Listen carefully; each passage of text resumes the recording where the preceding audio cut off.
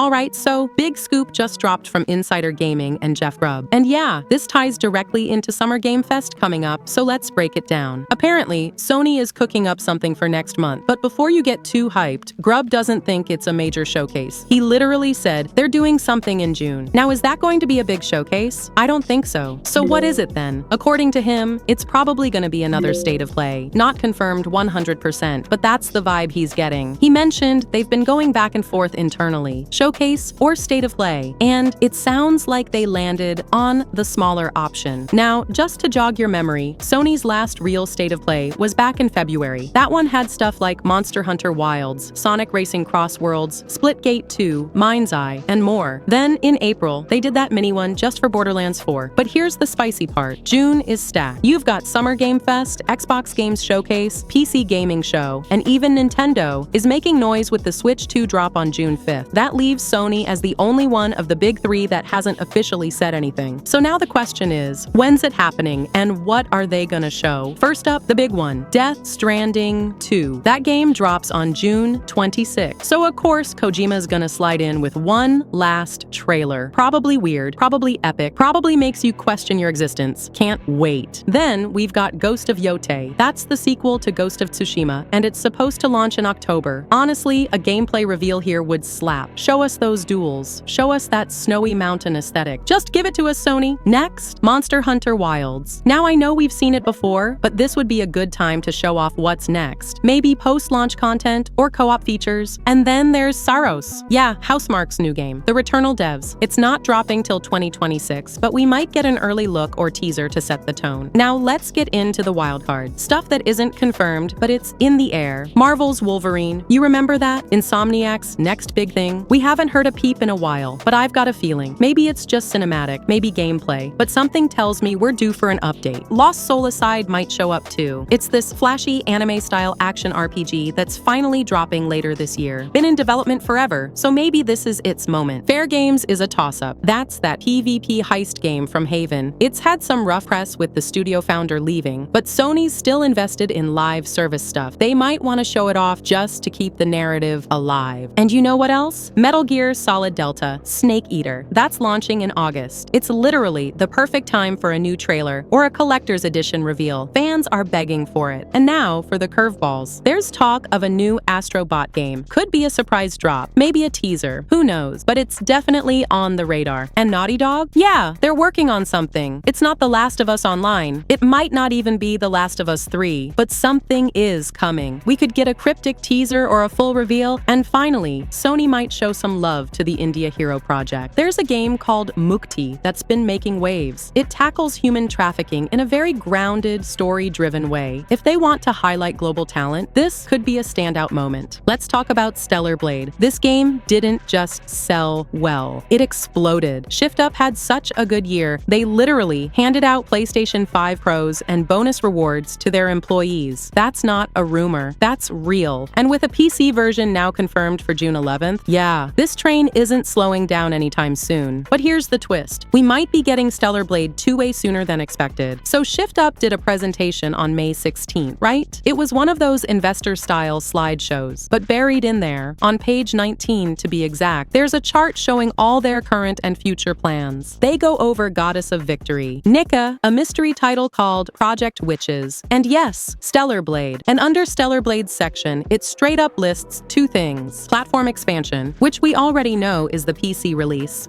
and then sequel. Yep, sequel, as in Stellar Blade 2. Now here's where it gets spicy. This whole roadmap is planned to wrap up before 2027, so that means Stellar Blade 2 could drop as early as 2026. That's this year, right? Alright, let's talk about Marvel's Wolverine on PlayStation 5. Yeah, I know, it feels like we've been waiting forever for this game, and honestly, it looks like we're gonna be waiting a bit longer. But even though the release is still a ways off, I gotta say, every little update just makes me want this game more. So, here's what we know so far. This is the next big thing from Insomniac, the same crew that made Marvel's Spider-Man 1 and 2, and Miles Morales. It goes without saying, this is at the top of my list for upcoming Marvel games. And the cool part, they're not just copying the comics, they're doing their own original story. So even if you're the biggest Wolverine nerd out there, you're gonna find something fresh. Right now though, all we can do is wait for more info, because this is easily one of the biggest new PlayStation 5 exclusives on the way. So, what's up with the release date? Yeah, there isn't one. No confirmed date, no official window. But here's a little hope. Insomniac just wrapped up their other big Marvel projects, and now they're going full steam ahead on Wolverine. Still, don't get your hopes up for a 2025 release. Back in 2021, Insomniac said the game was in very early development, and they really want to nail both the story and the gameplay. So it's gonna take time. But there's some good news. Production is ramping up this year. One of the main animators just confirmed they've shifted focus from Spider-Man 2 to Wolverine. And just recently, the team actually responded to a fan on Twitter. They said, and I'm quoting, "We're actively working on Marvel's Wolverine for PlayStation 5. We'll share news when we're ready. We can't act on everything fans ask for because things take time, resources, and the green light to share them. So yeah, they're working on it, but don't expect leaks or rushed updates." Now, about the trailer, man, that trailer is still living in my head rent-free. It's only 53 seconds, but it's perfect. You see Logan chilling at a bar after a brawl, blood and bodies everywhere. Someone tries to pick a fight. Logan pops his claws, and boom, fade to black. Classic. If you caught the details, that bar looks like the Princess Bar in Madripoor. Marvel nerds know what's up. That's Logan's stomping ground. So, we're probably looking at a globe-trotting adventure, not just him stuck at the Xavier Institute. And there are rumors that this game is in the same universe as the Insomniac Spider-Man games. Insomniac did say it's a standalone game, but they also teased that they're building their own original universe now with both Spider-Man and Wolverine. Pretty wild, right? As for gameplay, we haven't actually seen any real gameplay yet. The trailer made it clear it's not actual in-game footage. But if you know Insomniac, you know what to expect. These guys make fast, smooth, third-person action games. Just look at Sunset Overdrive, Ratchet and Clank, and Spider-Man. Insomniac said what really drew them to Wolverine is like his urge to protect people who can't defend themselves, just like Spider-Man. So the goal is to stay true to what makes Wolverine awesome, but also do something new and add that Insomniac flavor. Now, yeah, there were some massive leaks back in 2023 because of a data breach. Hackers dumped a bunch of early builds and info online, but honestly, what about platforms? This one's easy. Wolverine is a PlayStation 5 exclusive. It's not coming to PlayStation 4. After Ratchet and Clank Rift Apart, Insomniac is going all in on the new hardware. They want to squeeze every drop of power out of the PlayStation 5. So, who's leading the charge? Brian Horton and Cameron Christian. These guys led the creative team on Miles Morales. Basically, Wolverine is in safe hands. So that's where we're at. No release date, barely any official details, and just a teaser trailer to hold us over. But honestly, if waiting a bit longer means we get a game that does Wolverine justice, I'm happy to wait. Alright, let's switch gears for a second and talk about Sony and Bungie, because honestly, this whole situation is just getting messier by the day. If you haven't been keeping up, here's the quick version. Sony bought Bungie for a whopping $3.6 billion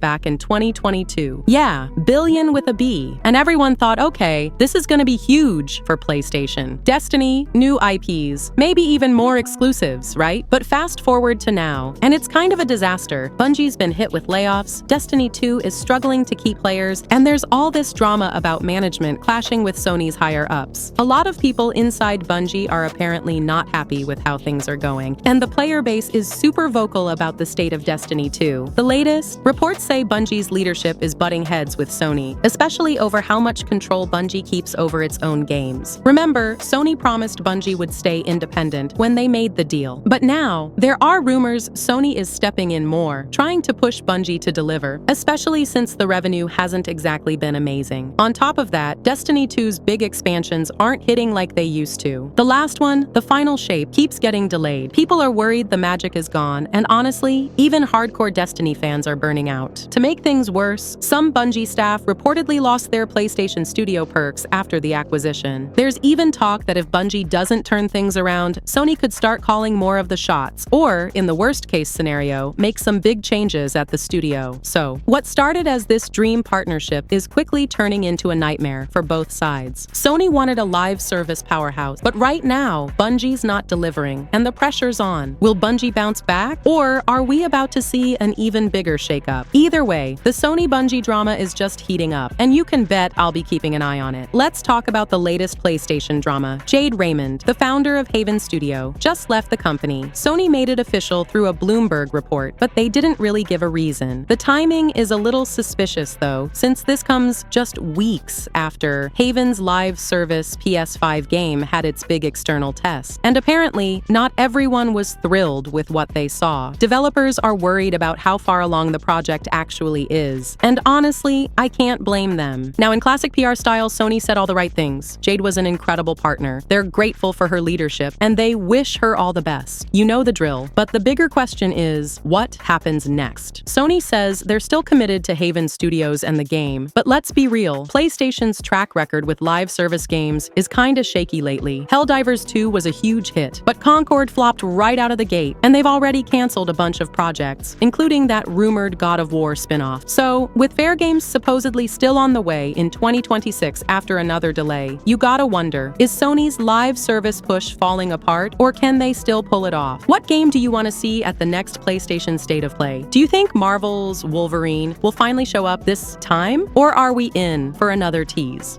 If you want to be ahead of all the gaming leaks and news, specifically PlayStation news, time for you to subscribe. And as always, a like on the video is very much appreciated.